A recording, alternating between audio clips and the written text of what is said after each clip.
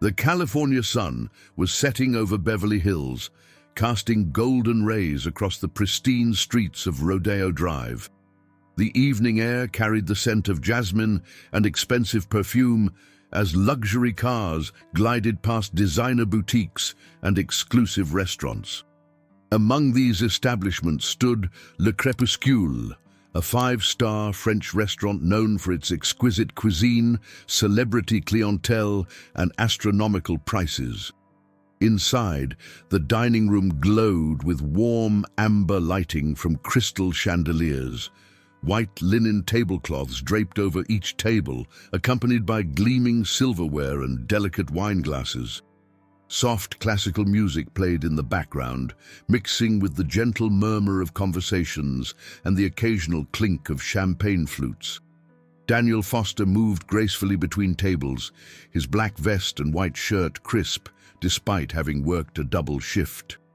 At 28, he had the kind of tired eyes that spoke of long nights and heavy responsibilities, but his smile remained genuine whenever he greeted guests.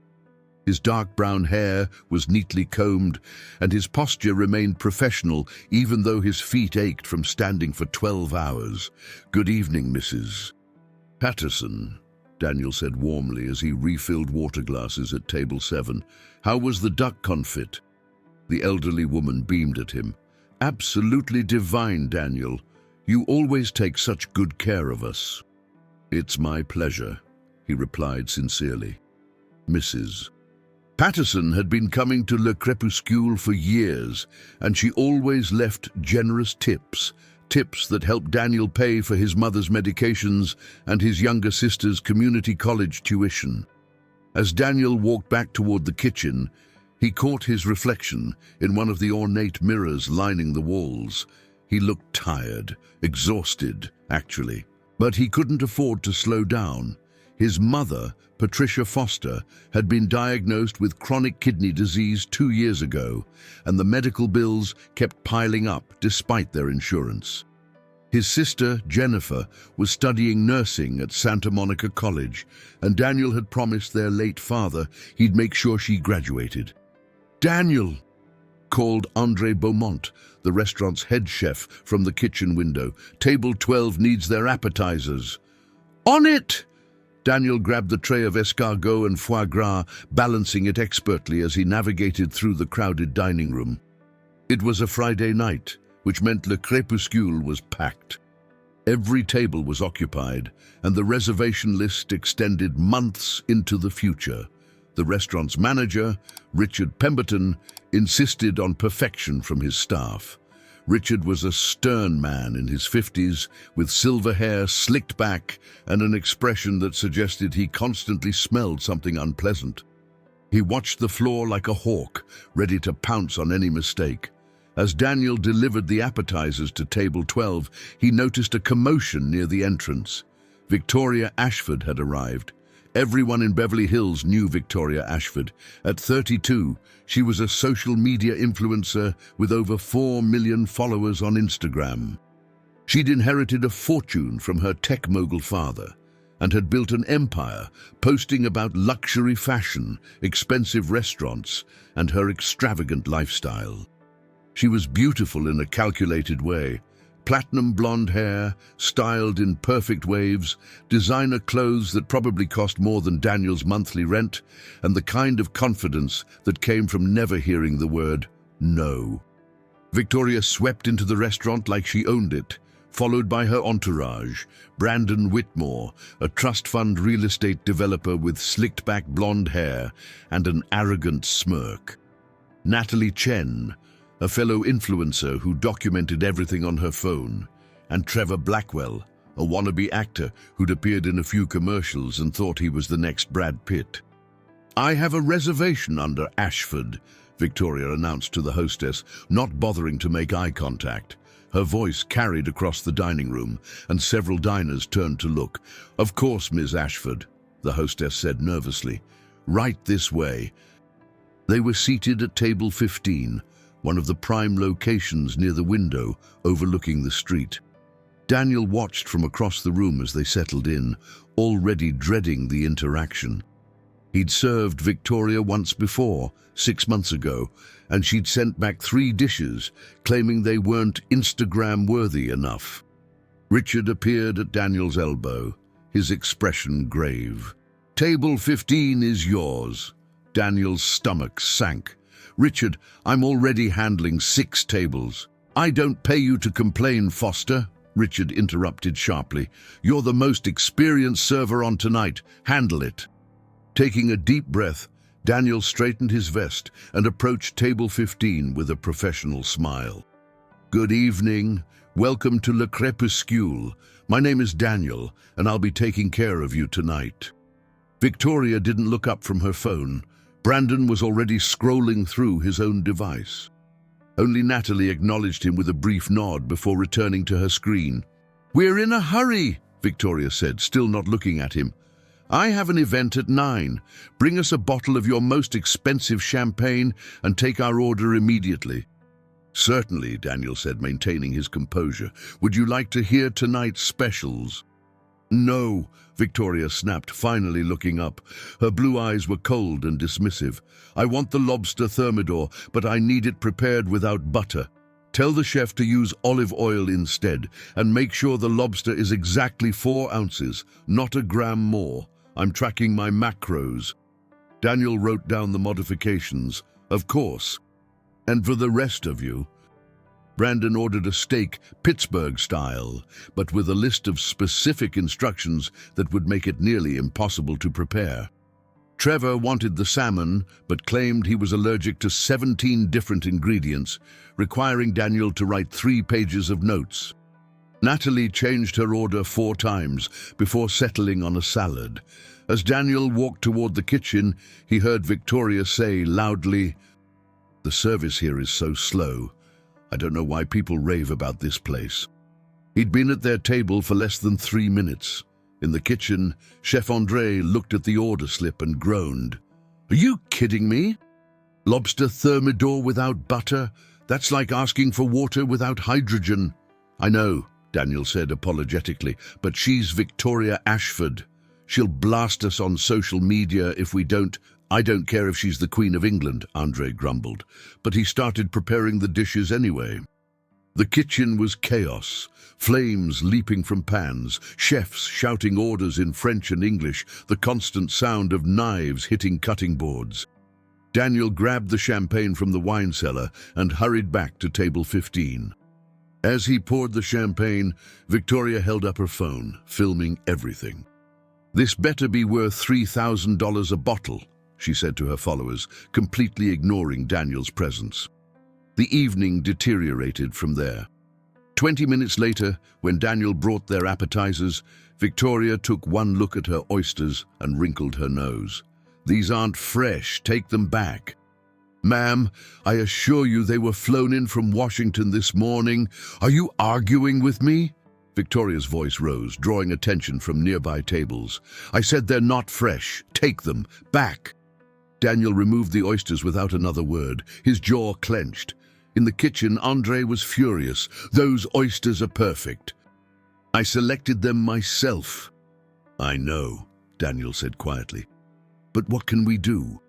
He returned with a new plate of oysters, from the same batch. Victoria examined them, took a photo, and nodded. Much better. As the evening progressed, Daniel found himself making countless trips to table 15. Victoria sent back her champagne because it was too bubbly. Brandon complained his steak was overcooked, even though it was exactly as he'd ordered. Trevor claimed to find a hair in his salmon, though none of the kitchen staff could confirm it.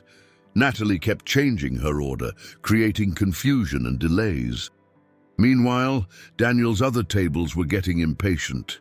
Mrs. Patterson needed her check. Table 9 wanted dessert recommendations. Table 3 had been waiting 15 minutes for their drinks. Daniel was running himself ragged, trying to maintain his professional demeanor while serving the most demanding table he'd ever encountered. Then came the breaking point. The kitchen was slammed. Friday night was always busy, but tonight was particularly chaotic. One of the line cooks had called in sick, leaving the staff short-handed. Chef André was doing his best, but orders were backing up. Victoria's entrees were delayed by 15 minutes. Daniel knew it was coming. He'd checked with the kitchen 3 times, and each time Andre had assured him the dishes were almost ready. But when Daniel finally carried the tray to table 15, he could see the fury in Victoria's eyes. 45 minutes, she said, her voice dangerously quiet. We've been waiting 45 minutes for our food. I sincerely apologize for the delay, Miss Ashford, Daniel said, carefully placing the plates on the table. The kitchen is... I don't want to hear excuses, Victoria interrupted. She pulled out her phone and started filming. You know what? Everyone needs to see this. This is Le Crépuscule, supposedly one of the best restaurants in Beverly Hills, and the service is absolutely pathetic. Daniel felt his face flush as he noticed other diners turning to watch. Ma'am, if you'd like to speak with the manager... Oh, I'll be speaking with more than the manager, Victoria said, pointing her camera at Daniel's face. Look at this guy. He can barely do his job. What's your name again? Daniel Foster, ma'am. Daniel Foster, Victoria repeated mockingly to her camera. Remember that name, everyone. This is the man who ruined my dinner. Look at him. Probably makes minimum wage and still can't get a simple order right. Brandon laughed. Maybe he should go back to school, learn some basic competence. Seriously, Natalie chimed in, also filming now.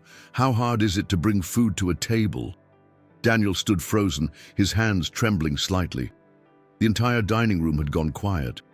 He could feel dozens of eyes on him, could hear Victoria's cruel laughter, could see her followers' comments already appearing on her phone screen as she live-streamed his humiliation. Ma'am, You what? Victoria stood up now, her face inches from his. You're sorry. You think sorry pays for my time? Do you have any idea who I am? I have 4 million followers. By tomorrow morning, everyone will know that Le Crépuscule employs incompetent losers who can't... That's enough. The voice cut through the dining room like a blade, clear, strong, and unmistakable. It carried the weight of authority and the distinctive Oklahoma accent that millions of fans knew by heart. REBA MCENTIRE stood up from her table near the back corner. The restaurant seemed to hold its collective breath. REBA MCENTIRE wasn't dressed for attention. She wore a simple black blazer over a cream blouse and dark jeans. Elegant but understated. Her signature red hair was pulled back in a casual ponytail, and she hadn't announced her presence when she'd arrived an hour earlier. She'd simply wanted a quiet dinner with her manager, Christine Davis, to discuss upcoming tour dates. The staff had recognized her, of course, but respected her desire for privacy. Now, as she walked toward table 15, every eye in Le Crépuscule followed her. Victoria's mouth hung open in shock. Her phone was still recording, but for the first time that evening, she seemed at a loss for words. REBA stopped beside Daniel, her presence both protective and commanding. At 69 years old, she carried herself with the grace of someone who'd spent decades in the spotlight, but had never let fame erode her Oklahoma values. Her brown eyes were warm but firm as she looked at Victoria. I said, "That's enough," REBA repeated, her voice calm but leaving no room for argument. Ms. McEntire, I'm a huge fan," Victoria stammered, suddenly transformed from cruel aggressor to starstruck admirer. "I've followed your career for years." "Then you should know I don't tolerate bullies," REBA interrupted. Her gaze swept across Victoria, Brandon, Natalie, and Trevor. "I've been sitting over there for the past hour, watching this young man work his tail off to serve you and a dozen other tables. I watched him handle your ridiculous demands with grace and patience. And I just watched you humiliate him in front of all these people for something that wasn't even his fault." Victoria's face flushed red. Several other diners had their phones out now, recording this new confrontation. The tables had turned, and Victoria knew it. The service was really slow," Victoria said weakly, trying to maintain some dignity. The service was fine, Reba said firmly. I've been in restaurants all over the world, and I can tell you that this young man has been working harder than any server I've seen in months. You want to know why your food took 45 minutes? Look around. This place is packed. The kitchen is overwhelmed. Sometimes things take longer than expected. That's life. She turned to Daniel, who stood motionless, his eyes glistening with unexpected emotion. What's your name, hun? Daniel Foster, ma'am, he managed to say. Daniel, how long have you been on shift today? 14 hours, ma'am. I worked the lunch shift and stayed for dinner. Reba nodded, then turned back to Victoria. 14 hours. This man has been standing on his feet for 14 hours, serving people like you who treat him like he's invisible. Like he's less than human because he wears an apron and brings you food. I didn't mean, Victoria started. Yes, you did, Reba cut her off. You meant every word. You wanted to humiliate him. You wanted to make yourself feel superior by tearing someone else down. And you did it while filming for your followers, turning cruelty into entertainment. The silence in the restaurant was absolute. Christine had joined Reba now, standing supportively behind her client and friend. Richard, the manager, hovered uncertainly near the kitchen, unsure whether to intervene. Brandon cleared his throat. Look, Ms. McEntire, I think you're overreacting. Victoria was just expressing her frustration. Son, don't even start, Reba said, turning her attention to him. I heard you laugh. I heard you mock this young man's job, his education. Let me tell you something. There's more dignity in honest work than in all your trust funds and designer suits combined. She looked at each of them in turn. You know what I see when I look at you four? I see people who've had everything handed to them. People who've never had to worry about bills or sick family members or working double shifts just to survive. And instead of being grateful for that privilege, instead of showing kindness to those who have less, you use your advantages to hurt people. Natalie had lowered her phone, her face pale. Trevor stared at his plate, unable to meet Reba's eyes. Do you know what my daddy did for a living? Reba continued, her voice softening slightly. He was a rancher, a working man who spent his days in the Oklahoma heat, breaking his back to provide for us. My mama was a school teacher. We didn't have money, we didn't have fame. We had hard work and family and the understanding that every person, every single person, deserves respect and dignity, regardless of what they do for a living. She placed a gentle hand on Daniel's shoulder. This young man right here, he's worth 10 of you because he shows up. He works hard. He treats people with kindness even when they don't deserve it. Those are the values that matter. Victoria's eyes were filling with tears now, though whether from shame or anger, it was impossible to tell. Her phone had stopped recording, but dozens of other phones around the restaurant were capturing every moment. I'm sorry, Victoria whispered so quietly it was almost inaudible. Don't apologize to me, Reba said. Apologize to him and mean it. Victoria turned to Daniel, her carefully constructed confidence completely shattered. I'm sorry. I shouldn't have spoken to you that way. Daniel nodded slowly, his voice thick with emotion. Thank you. Reba wasn't finished. Now here's what's going to happen. You're going to pay your bill, including a very generous tip for Daniel's exceptional service under impossible circumstances. You're going to delete any videos you posted that mocked or humiliated this young man. And you're going to think long and hard about the kind of person you want to be. Victoria nodded mutely. Brandon pulled out his wallet, his hands shaking slightly. As they gathered their belongings to leave, Reba added one final thought. You have 4 million followers. That's a platform, that's influence. You can use it to tear people down, or you can use it to lift people up. Choose wisely. The group left quickly, their earlier arrogance completely deflated. The moment the door closed behind them, the restaurant erupted in applause. Daniel stood frozen, overwhelmed by everything that had just happened. Reba turned to him with a warm smile. You okay, hun? Yes, ma'am. Thank you. I don't know what to say. You don't have to say anything, Reba assured him. You just keep being the good person you are. Christine stepped forward. Reba, we should probably head out before this turns into a whole thing. But Reba was studying Daniel with curiosity. You worked 14 hours today? Yes, ma'am. I usually work doubles on Fridays and Saturdays. That's a lot of hours. What's driving you to work so hard?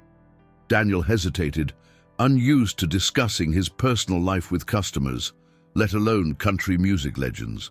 But something about Reba's genuine interest made him answer honestly. My mother is sick, kidney disease, and my younger sister is in college. I'm helping them both. The tips here are good, and we need every penny for medical bills and tuition. Reba's expression softened with understanding and compassion. You're a good son and brother. Your family is lucky to have you. Thank you, ma'am. And thank you for what you did. You didn't have to do that. Yes, I did, Reba said simply, because it was right. Richard finally approached, his face a mixture of relief and anxiety. Ms. McEntire, I apologize for the disturbance. Your dinner is on the house, of course, and don't apologize, Reba said firmly, and I'm paying for my meal. But I do have one request. Anything, Richard said quickly. Don't punish Daniel for any of this. He handled an impossible situation with professionalism and grace. You should be promoting him, not reprimanding him. Richard nodded vigorously. Of course, absolutely. Reba turned back to Daniel and pulled a business card from her purse. This has my manager's number on it. If you ever need anything, and I mean anything, you call, understood? Daniel took the card with trembling hands. Yes, ma'am. Thank you. Keep being good, Daniel Foster, Reba said with a smile. Then she and Christine headed back to their table to finish their meal. As Daniel returned to work, his mind was spinning. The other servers patted him on the back. Mrs. Patterson called him over and pressed an extra $100 into his hand. Several other diners stopped him to express their support. But as the adrenaline wore off, reality set in. Victoria Ashford had 4 million followers. Yes, she'd been humiliated tonight, but people like that didn't just disappear. And while Reba had defended him, she was a busy celebrity with a career and a life. She wasn't going to stick around to shield him from whatever came next. As Daniel cleared tables at the end of the night, his phone buzzed constantly with notifications. Someone had posted the video of Reba's defense. It was spreading across social media like wildfire. By the time Daniel left Le Crépuscule at midnight, the video had been viewed 3 million times. His life was about to change in ways he couldn't possibly imagine. Daniel Foster woke up at 6 in the morning to his phone exploding with notifications. In his small one-bedroom apartment in Culver City, the morning sunlight filtered through thin curtains as his phone buzzed, chimed, and vibrated continuously on the nightstand. Groggily, he reached for it, expecting messages from his sister Jennifer or maybe a scheduling notification from Le Crépuscule. Instead, he found his social media accounts flooded with thousands of messages, tags, and comments. The video from last night, Reba McEntire defending him against Victoria Ashford, had gone massively viral. It wasn't just the original video anymore. Multiple angles from different diners had been compiled and shared across Twitter, Instagram, TikTok, and Facebook. Entertainment news sites had picked up the story. Headlines screamed, Reba McEntire stands up for humiliated waiter, country queen defends server from influencer's cruelty, and when Reba McEntire witnessed bullying, she didn't stay silent. Daniel sat up in bed, his heart racing as he scrolled through the comments. Most were supportive, praising Reba and expressing sympathy for him.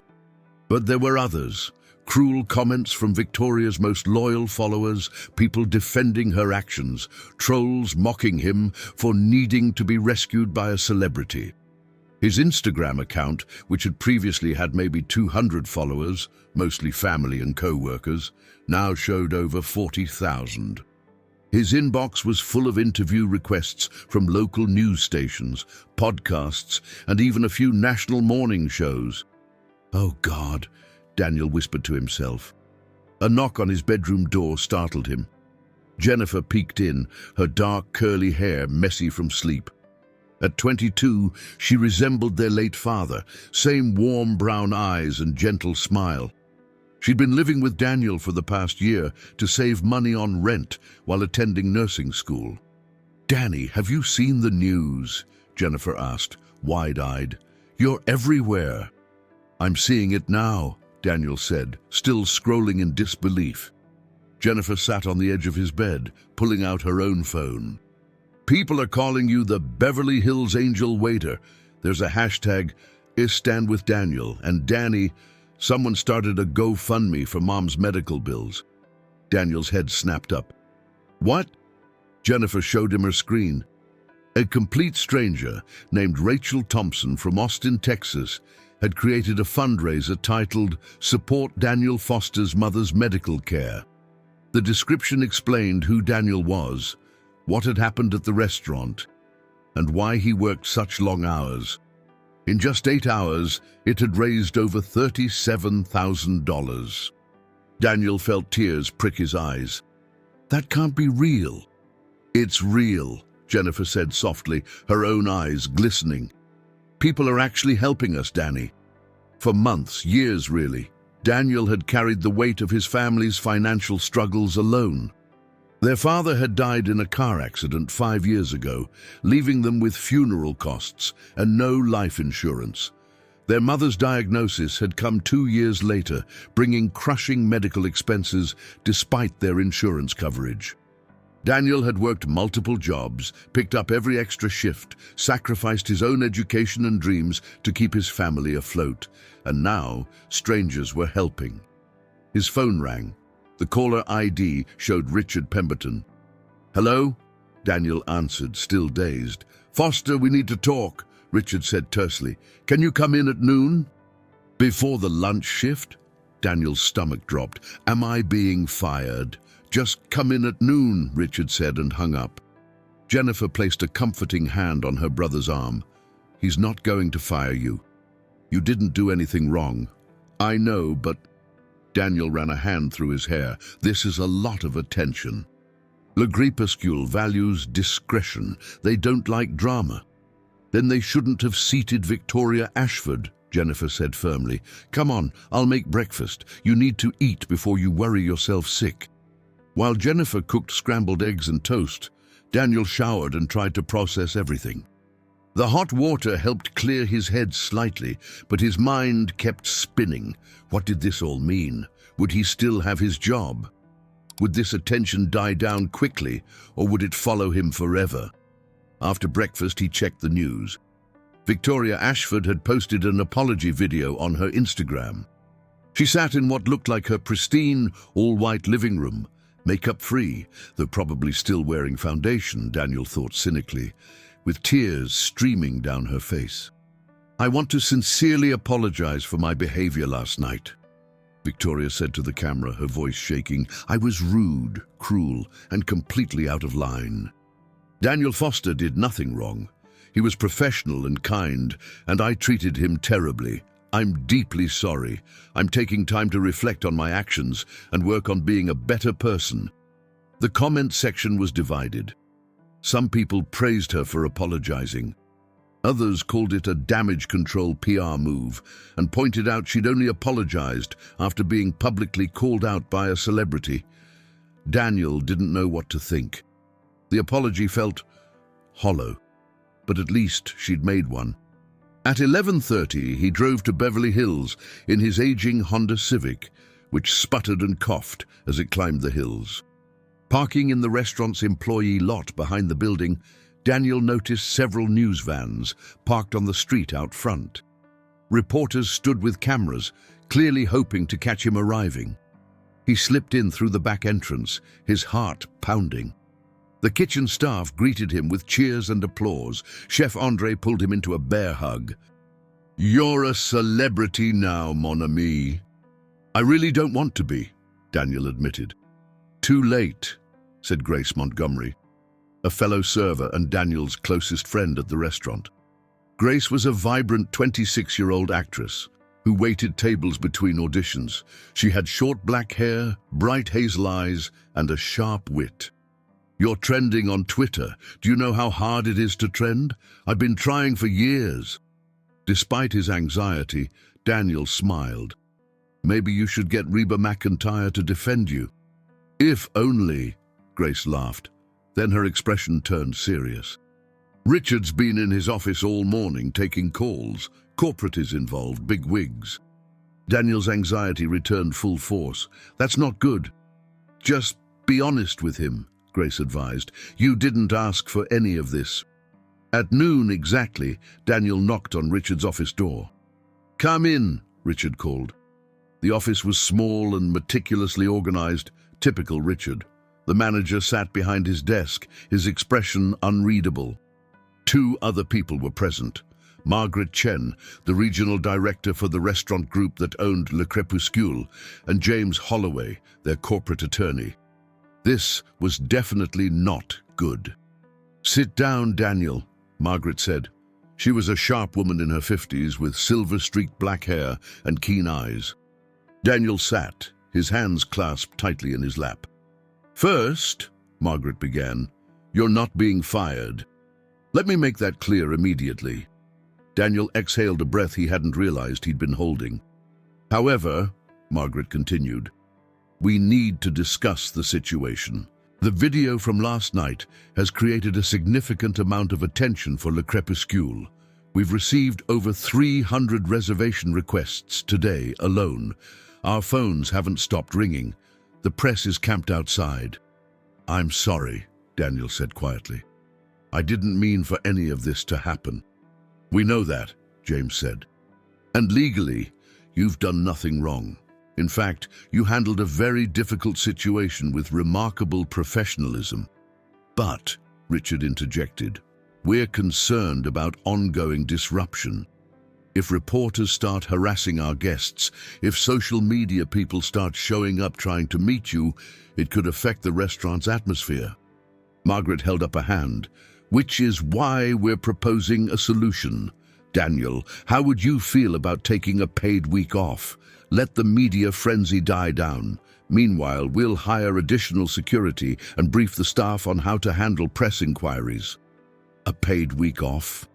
Daniel's mind immediately went to the bills, but then he remembered the GoFundMe. For the first time in years, he might actually be able to afford a break. That would be acceptable, Daniel said carefully. But I don't want to lose my position here. You won't, Margaret assured him. In fact, we'd like to discuss your future with the company. Richard has told us you're one of our best servers. Have you ever considered management? Daniel blinked in surprise.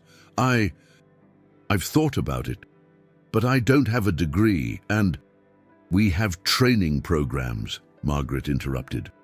If you're interested, we'd be happy to sponsor you through our management development track. After this publicity, frankly, having you as part of our leadership team would be good for our image. But more importantly, Richard says you're genuinely talented. Richard nodded, looking uncomfortable, giving praise, but sincere nonetheless. You work hard, Foster. You're reliable. The customers like you. Those are qualities we value. Daniel felt overwhelmed. Yesterday he'd been humiliated in front of a restaurant full of people. Today he was being offered a promotion and a career path he'd only dreamed about. Yes, I'm very interested, Daniel said. Excellent, Margaret said with a smile. Take your week off, rest, deal with the media attention however you see fit. When you return, we'll start the paperwork for the management program. As Daniel left the office, he felt like he was floating. Grace practically tackled him in the hallway. What happened? Are you okay? I'm more than okay, Daniel said, still processing. They want to train me for management. Grace squealed and hugged him. Danny, that's amazing. The rest of the afternoon passed in a blur. Daniel gave a brief statement to the press outside. I'm grateful for Ms. McEntire's kindness and for everyone's support, then drove home to find Jennifer celebrating with their mother. Patricia Foster sat in her favorite armchair in the living room, oxygen tubes in her nose, a recent addition as her condition worsened. But despite her illness, her face glowed with pride and joy. "My boy," she said as Daniel entered. "My wonderful boy." Daniel knelt beside her chair and hugged her carefully. "How are you feeling, Mom?" "Better knowing what happened," Patricia said. Her voice was weak but warm. "Jenny showed me the video. That woman, REBA MCENTIRE, she stood up for you." "She did," Daniel confirmed. "And people are helping us," Patricia continued, tears rolling down her cheeks. "Complete strangers are helping us. Oh, Daniel, all this time you've been working yourself to death for us, and now—" "It's going to be okay, Mom," Daniel said, his own eyes wet. "It's all going to be okay." That evening, as Jennifer made dinner and their mother rested, Daniel's phone rang again. Unknown number. "Hello? Daniel Foster?" A woman's voice, warm and professional. "Yes. This is Christine Davis. I'm REBA MCENTIRE's manager. We met briefly last night." Daniel's heart skipped. "Yes, of course. Hello, Ms. Davis. Please, call me Christine. Listen, REBA wanted me to reach out. She's been following the news coverage and she's happy to see such a positive response. She wanted you to know that if you need any help navigating all this attention, dealing with press, anything like that, we're here to help." "That's incredibly kind," Daniel said. "Please thank her for me, for everything." "You can thank her yourself if you'd like," Christine said. "She's invited you to lunch next Saturday at her home in Nashville. If you're willing to fly out, we'll cover all expenses. She'd like to get to know you better." Daniel was speechless. She wants to have lunch with me." "She does." "REBA doesn't do things halfway, Daniel. When she cares about someone, she really cares. She sees something special in you." "I don't know what to say except yes. Absolutely yes." "Wonderful," Christine said warmly. "I'll email you the details. We're looking forward to it." After hanging up, Daniel sat in stunned silence. In less than 24 hours, his entire life had transformed. The humiliation he'd endured had somehow become a catalyst for blessing after blessing. Financial help for his mother, a career opportunity, and now an invitation from one of the biggest stars in country music. He thought about his father, who'd always told him, "Do good work, treat people right, and good things will come back to you." Maybe, Daniel thought, his father had been right all along. The plane touched down at Nashville International Airport on a crisp Saturday morning. Daniel had never been to Tennessee before, had barely been anywhere outside of California, truth be told. As the aircraft taxied to the gate, he stared out the window at the sprawling city beyond, his stomach a knot of excitement and nervousness. First time in Nashville? And asked the woman seated next to him, a friendly middle-aged lady who'd chatted with him during the flight. "First time," Daniel confirmed. "Oh, honey, you're in for a treat," she said with a warm southern accent. "There's no place like it." After collecting his small carry-on bag, he'd only packed enough for the weekend, Daniel made his way through the airport.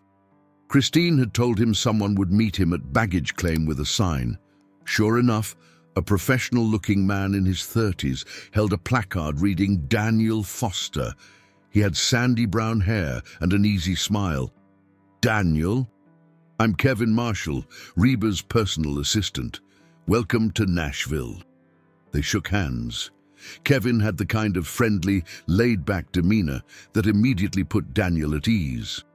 "Thanks for picking me up," Daniel said as they walked toward the parking garage. "My pleasure. How was your flight?" "Good. Still kind of surreal, honestly." Kevin laughed. "I bet. The whole thing went pretty viral. My mom called me 5 times asking if I actually worked with the REBA who defended that poor young man." They climbed into a black SUV, and Kevin navigated out of the airport with practiced ease. As they drove toward Reba's property on the outskirts of Nashville, Kevin provided a running commentary on the city, pointing out famous music venues, historical landmarks, and the best places to get hot chicken. Reba's place is about 30 minutes from downtown, Kevin explained. She values her privacy, but she loves being close enough to the city when she needs to be. The landscape gradually shifted from urban sprawl to rolling green hills dotted with horse farms and estates. They turned onto a long private drive lined with oak trees, eventually arriving at a stunning property. A beautiful southern-style home with white columns and wraparound porches, surrounded by immaculate gardens and pastures where horses grazed peacefully. "Wow," Daniel breathed. "Yeah, it's something," Kevin agreed. "But wait until you meet Reba. The house is beautiful, but she's the real treasure." They parked near the main house, and Kevin led Daniel up the front steps. Before they could knock, the door swung open, and there stood Reba McEntire, dressed in jeans and a comfortable red sweater, her famous hair cascading over her shoulders. "Daniel!" she exclaimed with genuine warmth. "I'm so glad you made it." She pulled him into a hug, and Daniel found himself hugging back, overwhelmed by her kindness. "Thank you so much for inviting me, Ms. McEntire," he managed. "Oh, honey, call me Reba," she insisted, pulling back to look at him. "Ms. McEntire makes me feel ancient. Come on in." The interior of the home was elegant but comfortable. Hardwood floors, country chic furniture, family photos covering the walls, and gold records displayed in tasteful frames. It felt like a real home, not a museum.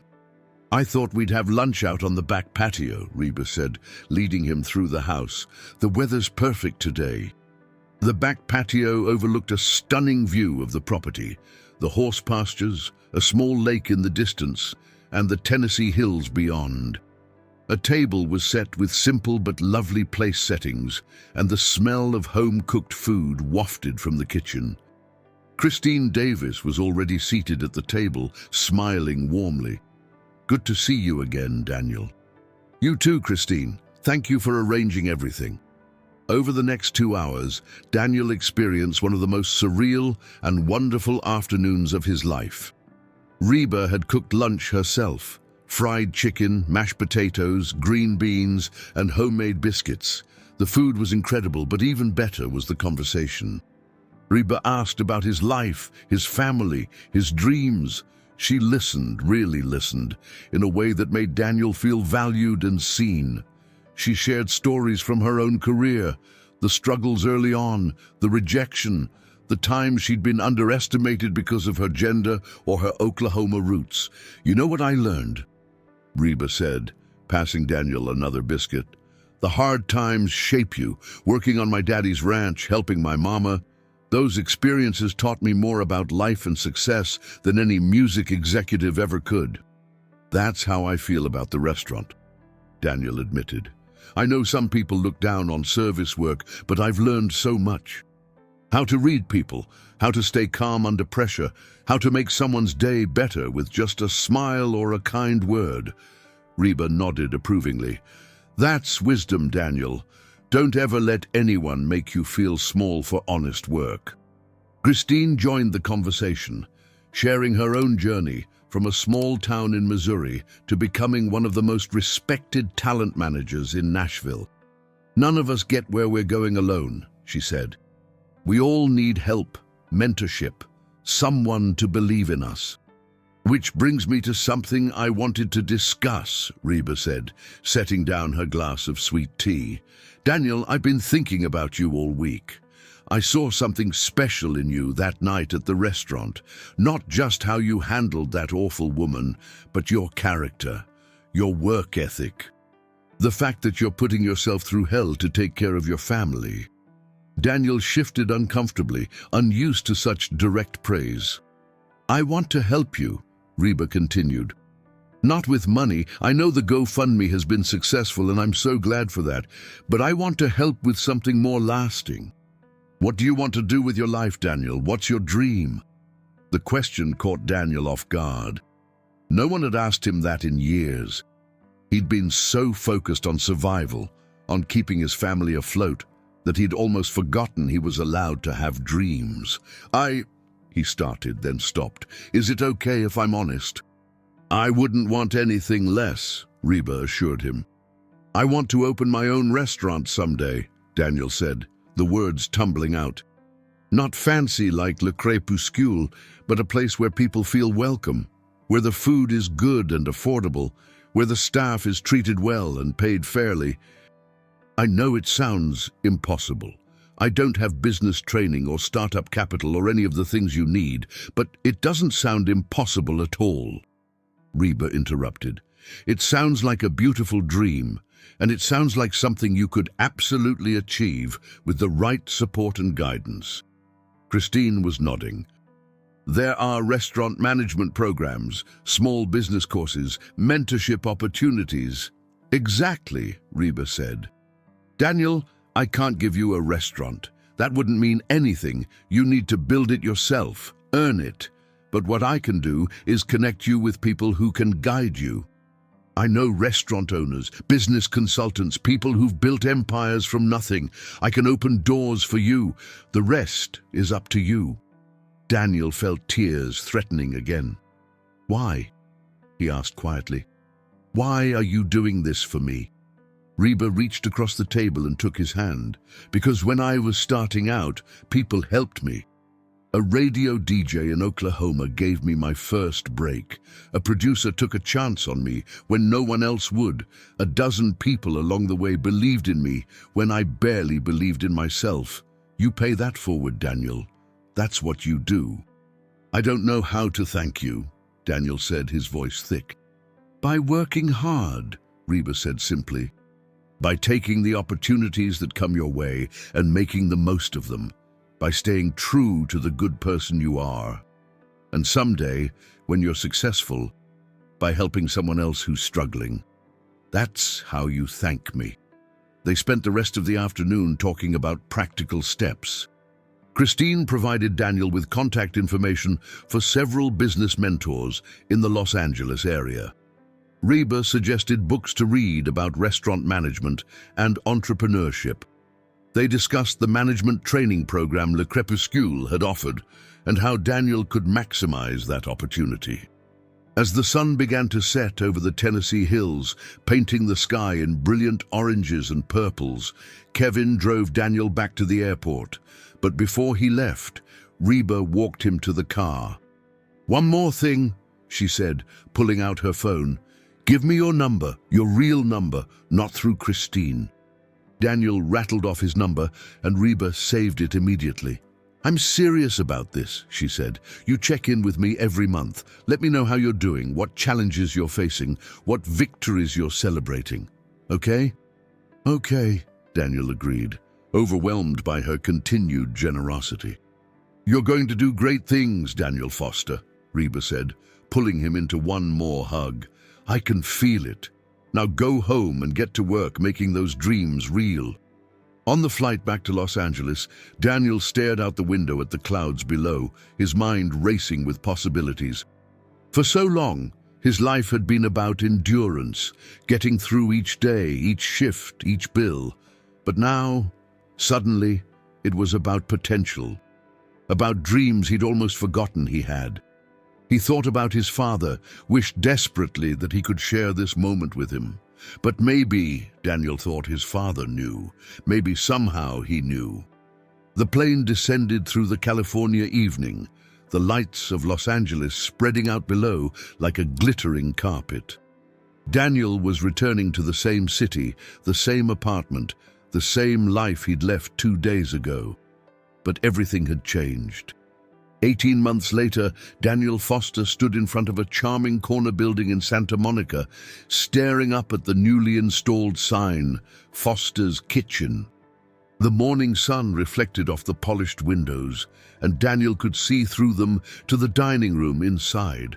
Simple wooden tables, comfortable chairs, warm lighting, and a chalkboard menu on the back wall.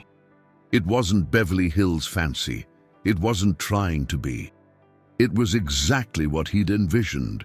a neighborhood restaurant where people could get a great meal, feel welcomed, and leave happy. "Danny, the inspector is here!" Jennifer called from inside. Daniel took a deep breath and walked through the front door, the bell chiming cheerfully above his head. The past year and a half had been the hardest, most rewarding period of his life. After returning from Nashville, he'd thrown himself into learning everything he could about restaurant management and business. He'd completed Le Crépuscule's management training program, impressing Margaret Chen enough that she'd written him a glowing recommendation letter. He'd taken night classes in business administration and restaurant operations at Santa Monica College, often sitting in the same classrooms as his sister Jennifer, who'd graduated last May with her nursing degree and now worked at Cedars-Sinai Medical Center. He'd met regularly with the mentors REBA had connected him with, Arthur Hammond, who'd built a chain of successful casual dining restaurants, Patricia Nguyen, a restaurant consultant who'd helped dozens of entrepreneurs launch their dreams, and Carlos Delgado, a chef who specialized in creating affordable, delicious menus with healthy profit margins. The GoFundMe had raised over $180,000 by the time it closed, more than enough to cover his mother's medical expenses and her upcoming kidney transplant. Jennifer had been a match and was donating one of her kidneys in 3 weeks.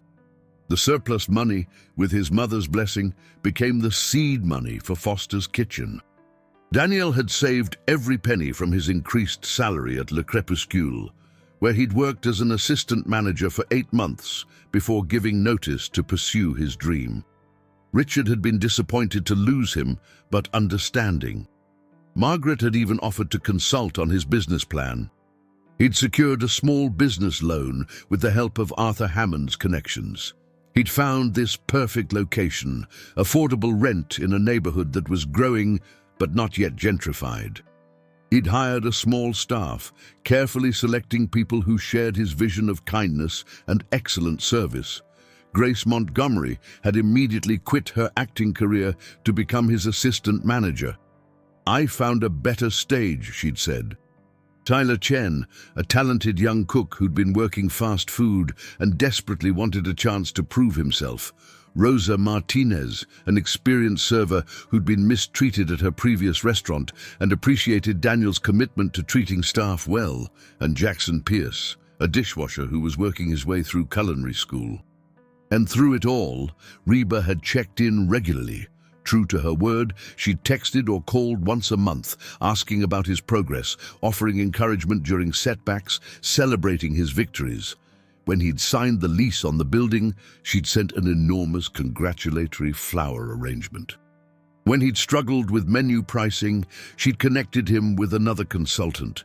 When he'd doubted himself during the darkest moments of business planning, she'd reminded him of what she'd seen in him that night at Le Crépuscule. "You have character, Daniel," she'd told him during one particularly difficult phone call. "And character is the foundation of everything good. Trust yourself." Now, opening day was just 3 days away. The health inspector walked through the kitchen, checking temperatures, examining storage areas, reviewing Daniel's food safety protocols.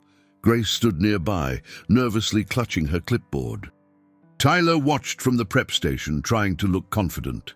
After what felt like an eternity, the inspector turned to Daniel with a smile. "Congratulations, Mr. Foster. You've passed with flying colors.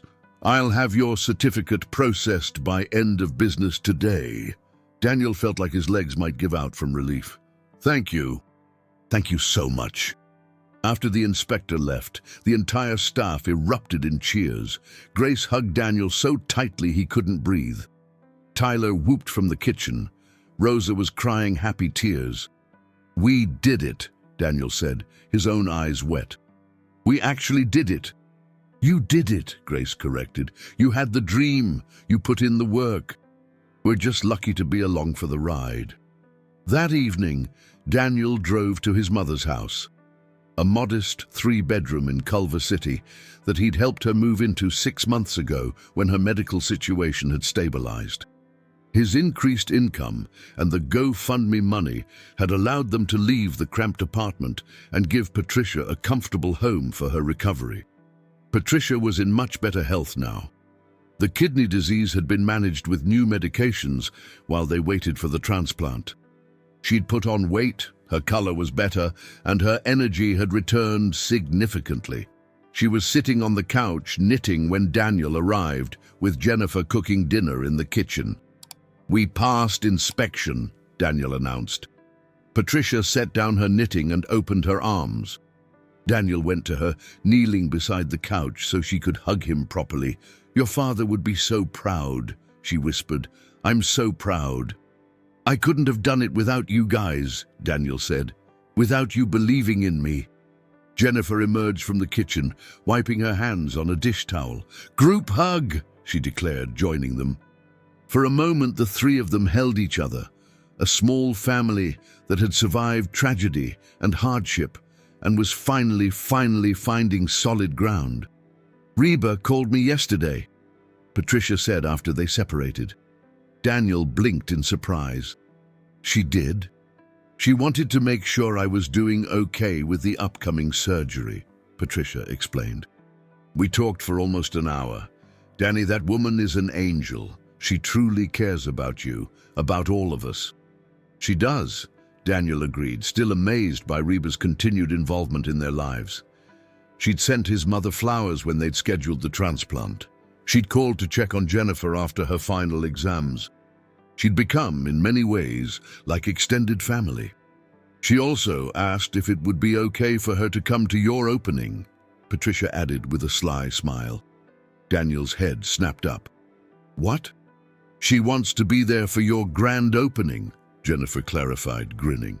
"I guess she's in LA next week anyway for some meeting." She asked if she could stop by. Daniel felt overwhelmed again, a feeling that had become familiar over the past year and a half. "She doesn't have to do that." "She wants to," Patricia said firmly. "Let her, sweetheart. Let people celebrate you." The next 3 days passed in a blur of final preparations. Daniel and his team practiced their systems, refined the menu, made sure everything was perfect. They'd decided on a soft opening approach. No major advertising, just word of mouth and a small mention in the local Santa Monica newsletter. On opening day, Daniel arrived at Foster's Kitchen at 5 in the morning, even though they didn't open until 11.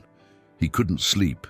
He walked through the dining room, adjusting chair positions and straightening napkins. He checked the kitchen 3 times. He reviewed the reservation book. They had 12 reservations for lunch, modest but respectable for a brand new place. By 10:30, the entire staff was present and ready. Tyler had prepped all his stations. Rosa had set every table perfectly. Jackson had the dish pit organized and ready. Grace had the front of house systems prepared. "Team huddle," Daniel called, gathering everyone in the dining room. His small staff circled around him, 5 people total, including himself. They looked nervous, but excited. "I want to thank each of you," Daniel began, "for believing in this dream, for taking a chance on a new restaurant with no track record. You're not just employees. You're the foundation of something I hope will last for decades." "No pressure," Tyler joked, and everyone laughed. "We're going to make mistakes today," Daniel continued. "Things will go wrong. Orders will get messed up. We'll be too slow or too fast. That's okay. We learn, we adjust, we keep going. The only thing that matters is that we treat every person who walks through that door with respect and kindness. We make them feel welcome. We give them the best experience we possibly can. Okay?" "Okay," they chorused. "Then let's open a restaurant," Daniel said, smiling. Grace unlocked the front door at exactly 11 o'clock, flipping the sign from closed to open. The first customers were a young couple from the neighborhood who'd been watching the restaurant's progress for weeks. They ordered the lunch special, Tyler's incredible turkey club with hand-cut fries, and raved about every bite. More customers trickled in steadily throughout lunch. A family with 2 young children, a businessman grabbing a quick meal, 3 college students sharing appetizers.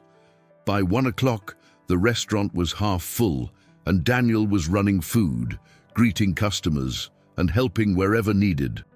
Then at 1:30, the door chimed, and REBA MCENTIRE walked in. She tried to be low-key, baseball cap, sunglasses, casual clothes, but several customers recognized her immediately. Whispers rippled through the dining room. Daniel rushed over, and REBA pulled him into a quick hug. "Congratulations, hun. The place looks beautiful." "Thank you for coming," Daniel said, genuinely moved. "It means everything." "Wouldn't miss it," REBA assured him. Christine was with her, along with Kevin and 2 security personnel who stationed themselves discreetly near the door. Daniel seated them at a corner table, and Rosa, who was starstruck but professional, took their orders. For the next hour, REBA ate lunch. She declared Tyler's meatloaf better than my mama's, and that's saying something. Chatted with other customers who nervously approached her table, and took selfies with anyone who asked politely. Her presence transformed the opening day into something magical. More people started arriving, drawn by social media posts showing that REBA MCENTIRE was eating at this new place called Foster's Kitchen. By 3 o'clock, they had a wait list. As the lunch rush finally wound down and the dining room began to empty, REBA approached Daniel at the host stand. "You did it," she said simply. "This is real." "You built this." "We built this," Daniel corrected. "I couldn't have done it without your help, your mentorship, your—" REBA held up a hand. "I opened some doors. You walked through them. You put in the work. You made the dream real. That's all you, Daniel. I'll never be able to repay you," Daniel said. "Then pay it forward," REBA replied, echoing what she'd told him in Nashville. "When you're successful, and you will be, you help the next person who's struggling. You lift them up the way others lifted you. That's how we make the world better." Before she left, REBA insisted on taking a photo with the entire staff. They crowded together in front of the restaurant sign, grinning widely, and Kevin snapped several shots. "Send me those," REBA instructed Kevin. Then to Daniel, "Can I post these? Is that okay?" "Of course," Daniel said. That evening, after they'd closed and cleaned up, after the staff had gone home exhausted but exhilarated, Daniel sat alone in his restaurant. The dining room was quiet, lit only by the streetlights outside.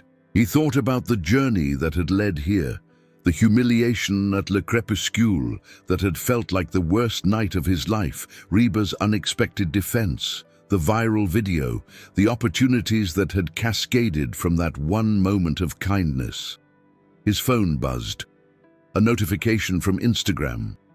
REBA had posted the staff photo with the caption, "Had lunch today at Foster's Kitchen in Santa Monica. Incredible food, wonderful service, and the most inspiring story."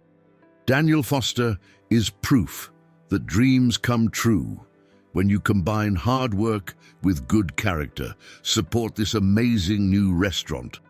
The post already had over 200,000 likes. Daniel smiled, shook his head in amazement, and locked up his restaurant. Tomorrow they'd open again. And the day after that. And the day after that. There would be challenges, he knew that.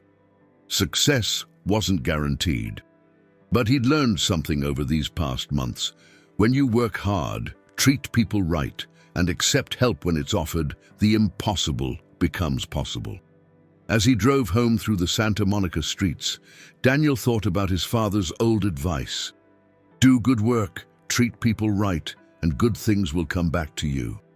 His father had been right, and Daniel Foster was just getting started.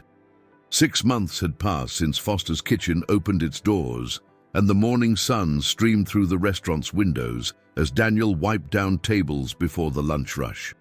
The space had taken on a lived-in warmth. Photographs of regular customers lined one wall, local artwork hung near the bar area, and the smell of fresh bread baking in the kitchen filled the air. The restaurant had found its rhythm. They weren't breaking records or expanding into a chain, but they were profitable, sustainable, And most importantly, they were making people happy. The Yelp reviews praised not just the food, but the atmosphere, the kindness of the staff, the feeling that you mattered when you walked through the door. Grace emerged from the kitchen carrying a tray of fresh coffee. Table 6 needs a refill, and Tyler wants your opinion on the new soup recipe. Tell him I'll be right there, Daniel said, finishing with the last table. The lunch crowd arrived steadily, a mix of neighborhood regulars, curious tourists who'd heard about the restaurant's story, and business people from nearby offices. Daniel moved through the dining room with the same attentive care he'd always brought to his work, greeting customers by name when he could, making newcomers feel welcome. Around 2 o'clock, as the rush was winding down, a young woman in her mid-20s entered hesitantly. She wore a server's uniform from another restaurant, and her eyes were red, as if she'd been crying. She stood near the host stand, looking uncertain. Daniel approached with a gentle smile. "Can I help you?" "I'm sorry to bother you," she said quietly. "My name is Hannah Brooks. I work at a restaurant a few blocks from here. I just got screamed at by a customer for something that wasn't my fault, and my manager blamed me anyway, and I..." She paused, wiping her eyes. "I saw what happened to you, that video how REBA MCENTIRE stood up for you. I know this is weird, but I just needed to be somewhere that understood." Daniel's expression softened with immediate empathy. "You're not bothering me at all. Come sit down. Have you eaten?" "I can't afford..." Hannah started. "It's on the house," Daniel interrupted gently. "Come on." He seated her at a quiet corner table and brought her water, then returned a few minutes later with one of Tyler's comfort food specials, chicken pot pie with a side salad. Hannah ate slowly, and as she did, Daniel sat across from her. "I'm sorry you had a rough day," he said. "Service work is hard. People don't always see that." "How did you get through it?" Hannah asked. "After what happened to you, how did you keep going?" Daniel thought for a moment. "Honestly, I almost didn't. That night broke something in me. But then someone showed me kindness when I needed it most, and that changed everything. Not just Reba, though what she did was incredible, but all the people who supported me afterward. They reminded me that most people are good, that dignity matters, that our work matters." "Do you still serve tables?" Hannah asked. "Every day," Daniel said. "This is my place, but I'm not above any job here. I run food, I bus tables, I wash dishes when we're short-staffed. There's honor in every part of this work." They talked for another 20 minutes. Daniel learned that Hannah was putting herself through college, that she dreamed of becoming a social worker, that she was exhausted and discouraged, but trying to hold on. Before she left, Daniel gave her his card. "If you ever need a job, come talk to me," he said. "I pay fair wages, and we treat each other with respect here. No one gets screamed at. No one gets blamed for things beyond their control." Hannah's eyes filled with tears again, but this time they were grateful tears. "Thank you. Really, thank you." After she left, Grace appeared at Daniel's side. "That was beautiful." "That was me, 18 months ago," Daniel said quietly. "If I can make her day a little better, the way Reba made mine better, then this restaurant means something beyond just serving food." That evening after closing, Daniel's phone rang. Reba's name appeared on the screen. "Hey, Reba," he answered warmly. "Daniel, how are you, hon? How's the restaurant?" "Really good. We're steady. Building a loyal customer base. Mom's surgery went perfectly. She and Jennifer are both recovering well." "I'm so glad to hear that," Reba said warmly. "I've been bragging about you to everyone, you know. Telling people about the waiter who became a restaurant owner." Daniel laughed. "I'm still a waiter, just one who also pays the rent now." "That's the spirit," Reba said. "Listen, I'm calling because I wanted to run something by you. I'm doing an interview next month, one of those people who inspire me segments. They asked me to talk about someone whose story moved me. Would you be comfortable if I talked about you, about what happened and where you are now?" "Of course," Daniel said without hesitation. "You can tell whatever story you want. I owe you everything." You don't owe me anything, Reba corrected gently, but I'm grateful you're okay with it. Your story matters, Daniel. It reminds people that kindness changes lives, that standing up for what's right makes a difference. After they hung up, Daniel stood in his empty restaurant, looking at the photographs on the wall, the tables he'd chosen, the menu he'd created. None of this had been part of the plan. He'd just been trying to survive, to take care of his family, to get through each shift. But one moment, one act of kindness from a stranger who became a friend had altered the trajectory of his entire life. His phone buzzed with a text from Hannah. "Thank you for today. You gave me hope when I had none left. Maybe I'll take you up on that job offer when I graduate. You're proof that good people still exist." Daniel smiled and typed back, "The job will be waiting, and you're proof of that too." He turned off the lights, locked the door, and walked to his car. Tomorrow, Foster's Kitchen would open again. He'd serve meals, greet customers, train his staff, and maybe, if he was lucky, make someone's day a little brighter. Because that's what this had always been about. Not fame or viral videos or even the restaurant itself.